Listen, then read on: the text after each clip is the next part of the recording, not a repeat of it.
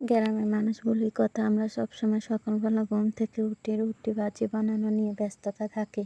যত কিছু নাস্তা বানাই না কেন আমাদের রুটি না হলে চলে না। সবাই একরকম কথাই বলে, রুটি নাকি একদম ফেভারিট নাস্তা। যত কিছুই বানাই রুটির মতো নাকি তাদের পেট ভরে না, রুটি না হলে চলে না। ছেলেকে প্রাইভেট পড়তে দিয়ে এসে আলু কুচি করে ভাজি করে চা বানায় রুটি বানায় রেডি করতে হবে। ও আস্তে আস্তে যেন সব কিছু রেডি হয়, ওটার দিকেও খেয়াল করতে হবে।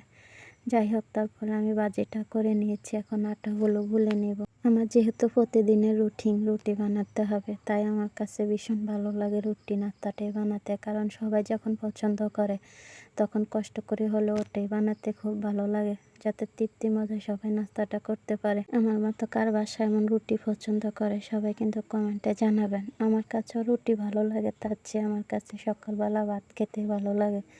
আর ঘরের সবাই মিলে রুটি নাস্তাটা বেশি পছন্দ, তাই সবার জন্য রুটি ভাজি বানিয়ে নিয়েছি। এবার একটু লাল চা বানিয়ে নেব।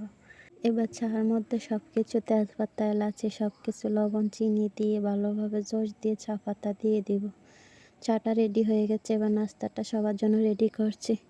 সবাই ঘুম থেকে উঠে যেন নাস্তাটা করতে পারে, তাই সকাল 6টা বাজে উঠে নাস্তা বানানো শুরু করে দিই। এবার সবাই মিলে নাস্তাটা করে নেব। এখানে শেষ। আল্লাহ হাফেজ।